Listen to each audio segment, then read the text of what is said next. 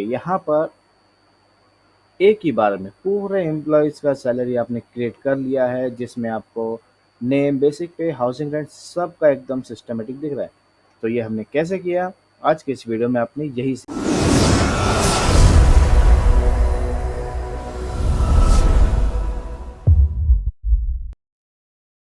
Hello दोस्तों, तो कैसे हैं आप लोग। आज के लिए मैं आपके लिए एक और नया वीडियो लेके आऊँ जिसमें हम सीखने वाले हैं पेरोल। कंपनी पेरोल क्या होता है। तो टॉपिक स्टार्ट करने से पहले अगर आप चैनल पर नए हैं तो प्लीज़ चैनल को सब्सक्राइब करें, वीडियो को लाइक करें और हमें मोटिवेट करें ताकि हम आपके लिए ऐसे ही नॉलेजेबल वीडियोस हर रोज़ लेके आते रहें। तो चलिए बढ़ते हैं टॉपिक की तरफ। तो आज का हमारा टॉपिक है पेरोल। पेरोल कैसे किया जाता है टैली में, हम ये सीखने वाले हैं। तो सबसे पहले पेरोल करने के लिए आपको कुछ चीज़ों की ज़रूरत पड़ती है कि आपकी कैटेगरी क्या है। फॉर एग्जांपल आप कौन से ब्रांच के लिए पेरोल कर रहे हैं, ठीक है। फिर कौन कौन से एम्प्लॉयज़ की कैटेगरी के उस ब्रांच में किस किस टाइप के एम्प्लॉयज़ है, कौन कौन से डिपार्टमेंट में काम करते हैं, ठीक है। ये चीज़ हो गई। फिर उस डिपार्टमेंट में कौन से एम्प्लॉयज़ हैं, उनके नाम क्या है, उनका डेट ऑफ जॉइनिंग और भी कुछ डिटेल होती है, वो कैसे की जाती है ऐड। पेरोल का मतलब होता है कि आप कंपनी में जो भी एम्प्लॉयज़ है या कोई भी डिपार्टमेंट अलग अलग एम्प्लॉयज़ है, उनको सैलरी के साथ आप क्या क्या प्रोवाइड करते हैं और उनके सैलरी से क्या क्या डिडक्ट करते हैं, वो हम लोग यहाँ पर प्रैक्टिकली करना सीखेंगे। तो पेरोल वैसे बहुत ईजी टॉपिक है, आप सबको आना चाहिए। तो देखते हैं हम कैसे करते हैं। तो सबसे पहले आपको बनाना है कैटेगरीज। तो हमारी लास्ट कंपनी है जिसमें आप लोगों ने कॉस्ट सेंटर तक किया हुआ है, अब उसके आगे हम पेरोल कर रहे हैं। तो पेरोल के लिए सबसे पहले आपको करना क्या है, देख लेते हैं। क्रिएट में जाएंगे, शो मोर पे क्लिक करके शो इनएक्टिव पे आ जाएंगे। शो इनएक्टिव पे आने के बाद यहाँ पर कुछ पेरोल मास्टर्स हैं, ये अभी डिसेबल्स है। अगर आपको इनेबल करना है तो फॉर एग्जांपल मुझे सबसे पहले कैटेगरी बनाना है, तो मैं कैटेगरी पे एंटर करके यस कर दूंगा, यानी कि मेरा पेरोल का ऑप्शन यस हो चुका है। और सबसे पहला मेरा कैटेगरी यहाँ पर है चेंबूर हेड ऑफिस, तो मैं यहाँ पर क्लिक करके इसको बना लेता हूँ चेंबूर हेड ऑफिस। ओके, उसके बाद आप एंटर करेंगे, एंटर करके उसको एक्सेप्ट कर लेंगे। स्केप करके पीछे जाना है। पीछे जाने के बाद अब आपको बोला है कि आप कुछ एम्प्लॉयज़ के ग्रुप बनाइए जो कि अलग अलग डिपार्टमेंट में काम करने वाले हैं। तो ठीक है, चलिए ग्रुप भी बना लेते हैं। सबसे पहला है चीफ एग्जीक्यूटिव ऑफिसर, जो कि एम्प्लॉयज़ ग्रुप में जाएगा। और सबसे पहले आपको एम्प्लॉयज़ ग्रुप में सिलेक्ट करना है कि कैटेगरी आपने क्या बनाई है। मैंने बनाया है चेंबूर हेड ऑफिस, तो वहाँ पर क्लिक करेंगे, आपका जो ग्रुप है उसका नाम लिखेंगे और एंटर करके उसको एक्सेप्ट करेंगे। सेम इसी तरह से बाकी का बना लेंगे, जैसे अकाउंट डिपार्टमेंट है, ये भी हम बना लेते हैं। और उसके बाद है सेल्स डिपार्टमेंट, ये भी मैं क्रिएट कर लेता हूँ। देन हमारा लास्ट है एचआर और एडमिन डिपार्टमेंट, हम इसको फिल कर देंगे। ओके, देन इसके बाद आपको क्रिएट करना है एम्प्लॉई, यानी कि अभी आप कौन कौन से डिपार्टमेंट में कितने एम्प्लॉई है आपके, वो आपको क्रिएट कर लेना है। तो चलिए स्टार्ट करते हैं। आपको लेना है एम्प्लॉई, एंटर करेंगे और यहाँ पर बैक स्पेस करके आपको कैटेगरी चेंज कर लेनी है चेंबूर हेड ऑफिस। पहले एम्प्लॉय का नाम आपको लिख देना है, अंडर वो कौन से डिपार्टमेंट में, वो है चीफ एग्जीक्यूटिव ऑफिसर, ठीक है। उनका डेट ऑफ ज्वाइनिंग क्या है, डेट ऑफ ज्वाइनिंग है 25 मई 2014। अभी यहाँ पर हमारे पास डेट सपोर्ट नहीं होती तो हम 1 मई 2014 लिख देंगे। ओके, फिर उसके बाद यहाँ पर कुछ इन्फॉर्मेशन होती है, जैसे कि आप एम्प्लॉय का जो एम्प्लॉय आईडी, एम्प्लॉय नंबर, उसका डेजिग्नेशन वगैरह ये लिख सकते हैं। एग्जाम्पल के लिए मैं यहाँ लिख देता हूँ SA/001। एंटर क्या डेजिग्नेशन है, CEO है। फंक्शन, फंक्शन नहीं लिखना, ठीक है। लोकेशन चेंबूर है। जेंडर मेल है। डेट ऑफ बर्थ जो आपको लिखना है फर्स्ट, जैसे मैं यहाँ लिख देता हूँ 1 नवंबर 1970, ऐसा कुछ लिख दिया, ठीक है। एंटर करेंगे, ब्लड ग्रुप जो भी होगा आप सिलेक्ट कर लेंगे। फादर मदर्स नेम, स्पाउस यानी वाइफ नेम, कोई मेल है तो उसका वाइफ नेम, कोई फीमेल है तो उसका हस्बैंड नेम, उसका पूरा एड्रेस वगैरह ये सब डिटेल आप फिल कर सकते हैं। फिलहाल अगर नहीं फिल करेंगे प्रैक्टिस के लिए तो चल जाएगा, ऐसा कुछ नहीं। मैं इसको एक्सेप्ट कर लेता हूँ। तो इसी तरह से हमें बाकी के एम्प्लॉयज़ भी बना लेने हैं। मैं ज़रा क्रिएट कर लेता हूँ। बैक स्पेस करके यहाँ पर चेम्बूर सेलेक्ट करेंगे और ये हमारे हैं अकाउंट्स डिपार्टमेंट में। ठीक है, हम यहाँ पर इसको सेलेक्ट कर लेते हैं और इसका ज्वाइनिंग डेट है 4 जुलाई 2018 यानी कि 17/18, क्योंकि हमारे पास ही फर्स्ट ही डेट सपोर्ट होगा। कंट्रोल ए। फिर यहाँ पर तीसरा इसी तरह से मैं काफ़ी नेम बना लेता हूँ और फिर आपको मिलता हूँ।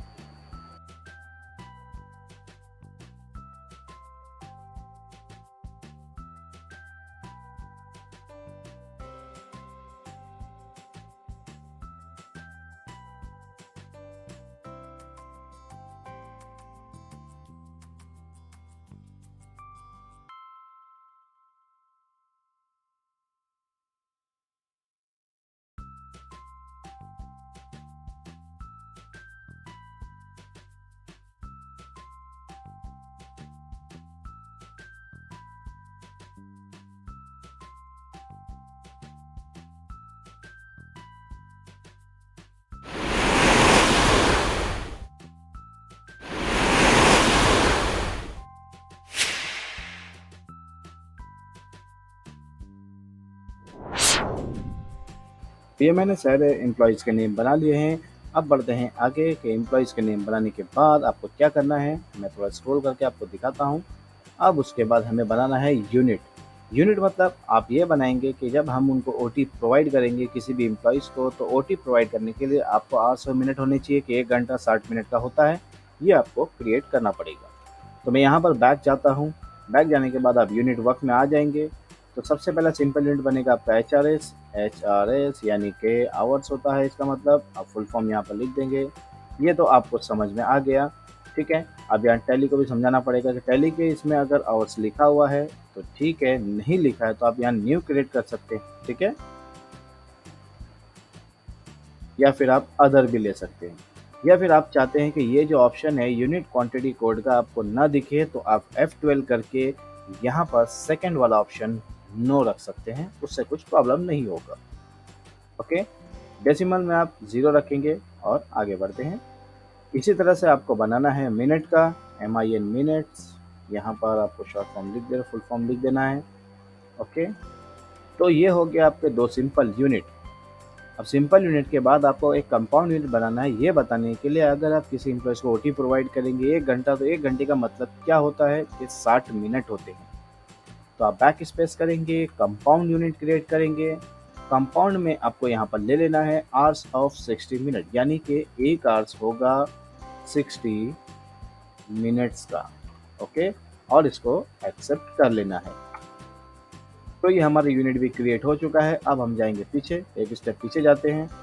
देन उसके बाद आपको यहाँ पर क्रिएट करना है attendance production type. Attendance production type का मतलब है कि आप जब भी एम्प्लॉयज़ का प्रेजेंटी एब्सेंटी काउंट करेंगे या सैलरी देंगे या ओवर टाइम लेंगे, तो आप किसी भी एक चीज़ को फॉलो करिए। या तो आप प्रेजेंटी के ऊपर उसको सैलरी दें या एब्सेंटी के ऊपर सैलरी दें, और ओवर टाइम ऐड हो सकता है। तो हम लोग यहाँ फिलहाल तीनों बना लेते हैं, आपको तीनों बनाना मैं सिखा देता हूँ। तो आ जाएंगे अटेंडेंस प्रोडक्शन टाइप। पहला है हमारा क्या, प्रेजेंट, दूसरा एब्सेंट, तीसरा ओवर टाइम।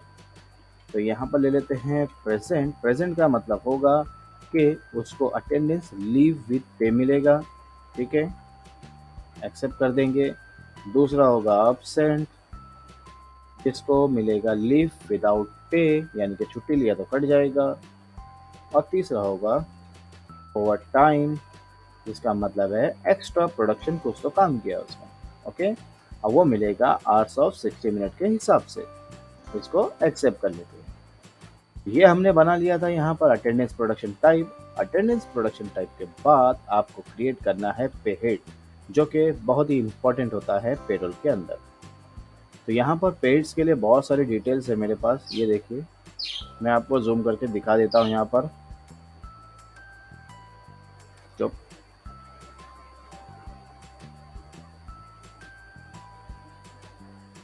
तो ये है मेरे पेड्स बनाने के लिए आपको सबसे पहले जाना है बैक करके पेड्स में।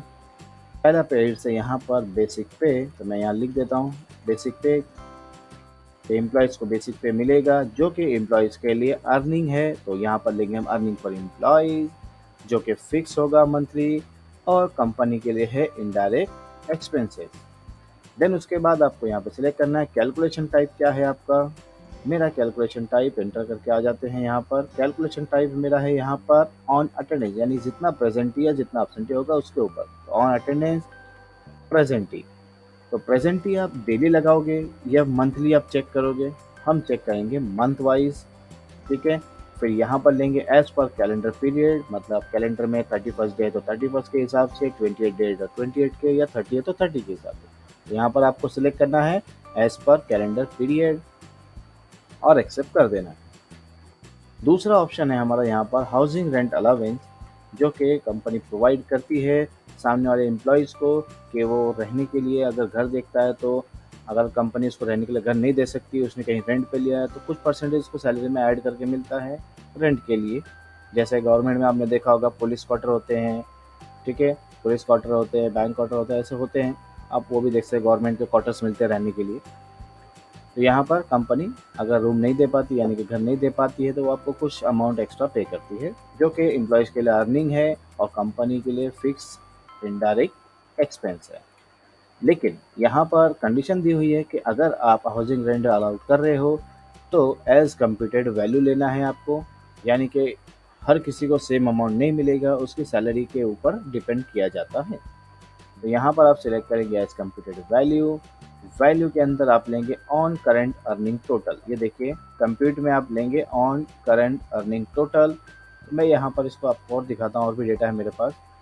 ऑन करंट अर्निंग टोटल के बाद, ठीक है, इफेक्टिव फ्रॉम बाय डिफ़ॉल्ट आ जाएगा। अमाउंट अप टू, मतलब मिनिमम 20,000 की सैलरी होगी तो उसको परसेंटेज मिलेगा कितना, 20%। जो भी उसका सैलरी होगा मिनिमम 20,000 होना चाहिए। 20 से 30,000 के बीच में अगर उसकी सैलरी होती है एम्प्लॉयज़ की, तो उसको 30% मिल जाएगा, और 30 से ऊपर होती है तो उसको 40% HRA मिलेगा। ये हम सिर्फ डिसाइड कर रहे हैं फ्यूचर में, जब हम सैलरी देंगे तो ऑटोमेटिक कैलकुलेट होके आ जाएगा। तो इसको एंटर करके एक्सेप्ट कर लेते हैं। थर्ड जो है वो है ट्रैवलिंग अलाउंस। ट्रैवलिंग अलाउंस ले लेते हैं। ट्रैवलिंग अलाउंस सबको पता है, अर्निंग फॉर एम्प्लॉयज़ है, फिक्स है, और यहाँ पर इनडायरेक्ट एक्सपेंसेस है, जिसके लिए आपको यहाँ कंप्यूटेड वैल्यू क्या लेना है, एज फ्लैट रेट। देख रहे हो आप, थर्ड ऑप्शन ये वाला आपको लेना है फ्लैट रेट, यानी कि कंपनी डायरेक्टली प्रोवाइड कर सकती है। आपका महीने का 500 रुपये फिक्स है, आपका महीने का 1000 रुपये फिक्स है, आपका महीने का 200 रुपये फिक्स है, ये आपको नहीं मिलता है इस तरह से। तो यहाँ पर फ्लैट रेट ले लेंगे और एक्सेप्ट करेंगे। मंथ वाइज मिलेगा तो मंथ वाइज, डे वाइज मिलेगा तो डे वाइज। फिलहाल हम एज्यूम कर रहे हैं मंथ वाइज और एक्सेप्ट करेंगे। उसके बाद में आ जाता है डीएनएस अलाउंस। डीएनएस अलाउंस का मतलब होता है कि कुछ एम्प्लॉयज़ को डेली खर्चा पानी के लिए, नाश्ता पानी के लिए कुछ पैसे कंपनी प्रोवाइड करती है, तो उसको बोलते हैं डीएनएस अलाउंस। तो वो भी सबको नहीं होता है। अर्निंग फॉर एम्प्लॉयज़ है, फिक्स है, और कंपनी के लिए इनडायरेक्ट एक्सपेंसेस है। बट वो कैलकुलेशन किस तरह से होगा आपको यहाँ पर दिखाया गया है एज कंप्यूटेड वैल्यू, यानी कि वो सबको नहीं मिलता है, किसी किसी को मिलता है। तो उसका कुछ कंडीशन है कि किसको कितना मिलेगा। अगर आपका सैलरी 20,000 है मिनिमम, तो आपको मिलेगा 5%, और 20 से 30,000 के बीच में है तो मिलेगा 6%, और 30,000 के ऊपर है तो 7% मिलेगा। तो बना देते हैं कंडीशन। मिनिमम 20,000 होगा तो उसको मिलेगा 5%, 20 से 30,000 होगा तो उसको मिलेगा 6%, और 30 के ऊपर जाएगा तो मिलेगा 7%। तो ये ऑटोमेटिक कैलकुलेट हो जाएगा सैलरी के साथ में। इसको भी एक्सेप्ट कर लेते हैं। देन उसके बाद आता है हम आगे प्रोविडेंट फंड। प्रोविडेंट फंड सबको पता ही है कि वो सैलरी से डिडक्ट होता है, तो वो अर्निंग फॉर एम्प्लॉयज़ नहीं हो सकता, वो हो सकता है एम्प्लॉयज़ स्टैट्यूटरी डिडक्शन। तो यहाँ पर एम्प्लॉय स्टैट्यूटरी डिडक्शन पर आप क्लिक करेंगे, जो कि हमारे लिए करंट लायबिलिटीज़ है, जो हमें बाद में उसको पे करना ही पड़ता है। उस वक्त हम कट करते हैं, यानी कि कंपनी कट करती है, बाद में पे करती है। तो करंट लायबिलिटीज़ है, एंटर करेंगे, एंटर। और यहाँ पर कंप्यूट वैल्यू क्या रहेगा, आपका कंप्यूट वैल्यू रहेगा ऑन करंट अर्निंग टोटल, यानी कि उसने जितना भी अर्निंग किया है करंट अर्निंग, उसके ऊपर चार्ज होगा, ठीक है। तो यहाँ पर ऑन करंट अर्निंग टोटल पे क्लिक करके आप यहाँ पर कंडीशन प्रोवाइड करेंगे कि अगर उसका सैलरी 15,000 कम से कम होगा, ठीक है, यानी कि 15,000 तक होगा तो कोई पीएफ नहीं कटेगा, 15,000 के ऊपर होगा तो 12% पीएफ कटेगा। ये परसेंटेज हमने एग्जाम्पल लिए हैं सिर्फ प्रैक्टिस के लिए, ठीक है। तो अगर उसका सैलरी 15,000 है, सॉरी 1.5 लाख हो गया, 15,000 है तो उसका परसेंटेज 0 होगा, लेकिन 15,000 के अगर ऊपर जाता है तो उसको 12% पीएफ कट होगा। एक्सेप्ट कर लेते हैं। इसी तरह हम देखते हैं कि प्रोफेशनल टैक्स है, प्रोफेशनल टैक्स भी कटता है एम्प्लॉयज़ का, वो भी देख लेते हैं। प्रोफेशनल टैक्स स्टैट्यूटरी डिडक्शन होता है, हमारे लिए करंट लायबिलिटीज़ है, सॉरी करंट लायबिलिटी नहीं है, हमारे लिए ड्यूटीज़ एंड टैक्सेस है, क्योंकि वो हमको गवर्नमेंट को पे करना पड़ता है, टैक्स है। फिर उसके बाद कंप्यूटेड वैल्यू और करंट अर्निंग टोटल, जिसके बाद आप यहाँ पर डिसाइड करोगे कि कितना सैलरी होगा तो कितना कटेगा। अभी यहाँ पर देखिए करंट अर्निंग टोटल नहीं है, सॉरी, यहाँ पर है करंट सब टोटल, यानी कि उसका जो भी अमाउंट आ गया है, टोटल अमाउंट। तो टोटल अमाउंट आने के बाद थोड़ा पीछे स्लो हो रहा है,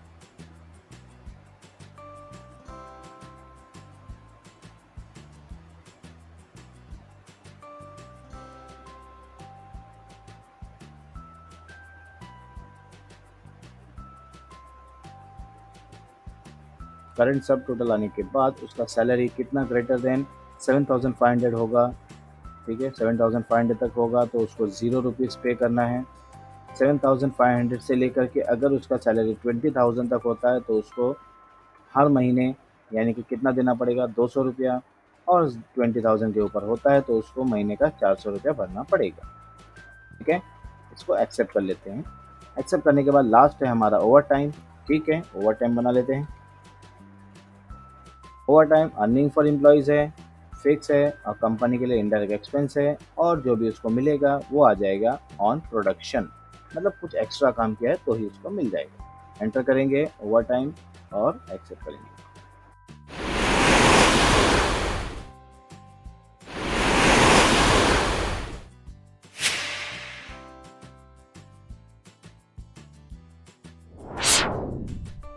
तो ये जो है हमने पेड्स क्रिएट कर लिए हैं। पेड्स क्रिएट करने के बाद आपका एक इम्पॉर्टेंट टॉपिक है जो है पेरोल वॉचर टाइप। लेकिन पेरोल वॉचर टाइप करने से पहले आपको मैं बैक करके दिखाता हूँ। आपको जाना है अल्टर में, और अल्टर में जाने के बाद आपको डिफाइन करना है सैलरी। डिफाइन सैलरी का मतलब क्या होता है कि आप एम्प्लॉयज़ का एक सेटअप करते हो कि पहले बेसिक पे उसको मिलेगा, फिर उसको HRA, travelling, DA, PF, professional, overtime, ये सब चीज़ें एक सीक्वेंस में दिखेंगी सबको, ठीक है। और उनका सैलरी कितना है वो आप वहाँ पर फिक्स करोगे कि बेसिक सैलरी उसका कितना है। देखो बेसिक सैलरी हमने यहाँ पे डाला नहीं है किसी का भी, हमने बेसिक के ऊपर जो भी चीज़ें कैलकुलेट होंगी वो सब चीज़ें यहाँ पर मेंशन कर दी हैं, परसेंटेज या वैल्यूज दे दिए हैं। बट एक्चुअल में किसी का बेसिक सैलरी कितना है वो आपको डिफाइंड सैलरी में डिसाइड करना पड़ेगा। डिफाइंड सैलरी में ये चीज़ें डिसाइड करने के बाद अगर आप फ्यूचर में कभी पे स्लिप भी जनरेट करते हो तो ऑटोमेटिक वही फॉर्मेट आपका आ जाएगा। तो देखते हैं कैसे डिफाइन करना है। डिफाइन सैलरी पे क्लिक करेंगे और यहाँ पर आप डिपार्टमेंट वाइज भी कर सकते हो, पर्टिकुलर एम्प्लॉयज़ वाइज भी कर सकते हो, ठीक है। तो मैं एग्जांपल के लिए यहाँ पर डिपार्टमेंट वाइज अगर मैं कर लेता हूँ तो मुझे एम्प्लॉयज़ के पास जाकर के खाली कॉपी पेरेंट वैल्यू करना है तो वो फॉर्मेट अपने आप आएगा, सिर्फ हमें अमाउंट चेंज करने की ज़रूरत पड़ेगी। एग्जाम्पल के लिए मैं यहाँ पर एक अकाउंट डिपार्टमेंट है, अकाउंट डिपार्टमेंट को एंटर करके मैं यहाँ पर फॉलो करता हूँ। यहाँ पर जो भी है डेट में डाल देता हूँ। पहले बेसिक सैलरी दिखेगा, फिर उसके बाद हाउसिंग रेंट दिखेगा, डियरनेस दिखेगा, ट्रैवलिंग दिखेगा, और ट्रैवलिंग के बाद यहाँ पर आपको दिखेगा over time, professional tax, provident fund और एंड ऑफ लिस्ट। ये एक फॉर्मेट आपको दिख जाएगा इस तरह से जब भी आप सैलरी बनाओगे। मैं इसको एक्सेप्ट कर लेता हूँ। एक्सेप्ट करने के बाद जैसे कि मैंने अकाउंट डिपार्टमेंट बनाया तो मैं किसी एम्प्लॉयज़ का जब सिलेक्ट करूँगा, जैसे अहमद है, तो यहाँ पर जैसे मैं क्लिक करूँगा और डेट डालूँगा तो डेट में आपको बताया कॉपी फ्रॉम पेरेंट वैल्यू।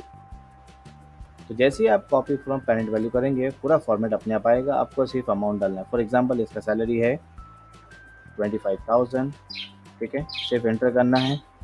और यहाँ पर ट्रैवलिंग जैसे कि इसको मंथली मिलता है 1,500 रुपया, तो जैसे कि ये ओवर टाइम है, अभी ओवर टाइम अगर उसने किया है तो उसको ओवर टाइम मिल जाएगा, अगर नहीं किया है तो कोई प्रॉब्लम नहीं है। प्रोफेशनल टैक्स ऑटोमेटिक काउंट हो जाएगा, प्रोविडेंट फंड ऑटोमेटिक काउंट हो जाएगा, एंड ऑफ लीव। ठीक है, तो मैं इसको एक्सेप्ट कर लेता हूँ। इसी तरह से मुझे फिर सेकेंड एम्प्लॉयज़ का बनाना है। ठीक है, सेकेंड एम्प्लॉयज़ का मैं ले लेता हूँ यहाँ पर।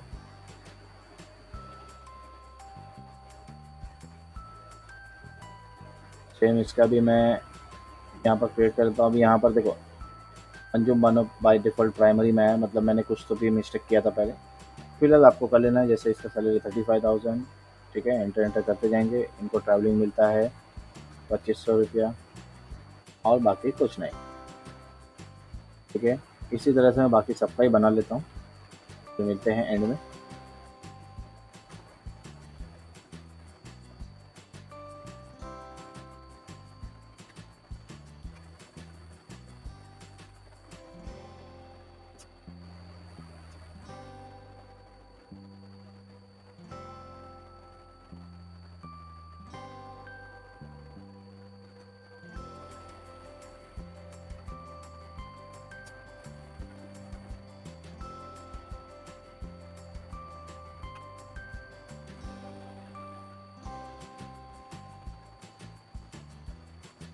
तो इस तरह से हम लोग ने सारे एम्प्लॉयज़ का जो भी था डिफाइन सैलरी कर दिया है। डिफाइन सैलरी करने के बाद आपको करना क्या है, वॉचर्स में जाना है। ठीक है, वॉचर्स में जाके आपको 2 एंट्री पास करनी पड़ेगी। सबसे पहले तो आपको ये एंट्री पास करना है कि आपका एम्प्लॉयज़ का अटेंडेंस क्या है, देन उसके बाद आपको उनका सैलरी क्रिएट करना है। तो सबसे पहले मैं F10 प्रेस कर लूँगा। F10 में प्रेस करने के बाद यहाँ पर आपको मिल जाएगा अटेंडेंस। अटेंडेंस पे आप क्लिक करके कंट्रोल F प्रेस कीजिएगा, क्योंकि एक-एक एम्प्लॉयी का हम फिल करते बैठेंगे तो टाइम लग जाएगा। हम इसी तरह से सारे एम्प्लॉयज़ का अटेंडेंस फिल कर देंगे। तो यहाँ पर अटेंडेंस ऑटो फिल का ऑप्शन आ जाएगा। कंट्रोल F प्रेस करने के बाद आप एंटर करेंगे। वॉचर का डेट रहेगा 1 अप्रैल। ठीक है, या फिर 1 मई डाल देते हैं।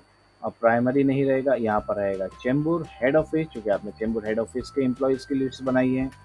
ठीक है, उसमें जितने भी एम्प्लॉयज़ हैं सबका आ जाना चाहिए, तो ऑल इन टर्म्स। और आप प्रेजेंट ही काउंट करेंगे या एब्सेंट ही, ये आपके ऊपर डिपेंड करता है। तो मैं आप काउंट करने वाला हूँ प्रेजेंट। बाय डिफ़ॉल्ट वैल्यू 0 रखता हूँ और एक्सेप्ट करता हूँ। तो यहाँ पर अब इस तरह से मैं नॉर्मली यहाँ पर सबका डिटेल दे दूंगा। देखिए, मैंने एम्प्लॉइज़ नंबर में किसी का डिटेल नहीं डाला था, सिर्फ एक ही आपको बना के दिखाया था, तो मुझे वहाँ पर डिटेल दिख रहा है। फिलहाल कौन कितना दिन प्रेजेंट है मैं यहाँ पर लिख देता हूँ। ठीक है, 296 से ज़्यादा ही हो गया है।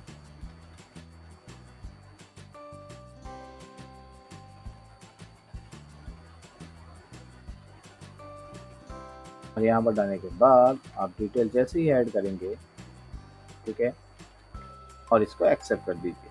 यानी कि आपने अटेंडेंस तो क्रिएट कर लिया है, अब आपको सैलरी क्रिएट करना है कि इस अटेंडेंस के बेस पर किस एम्प्लॉय का कितना सैलरी होता है।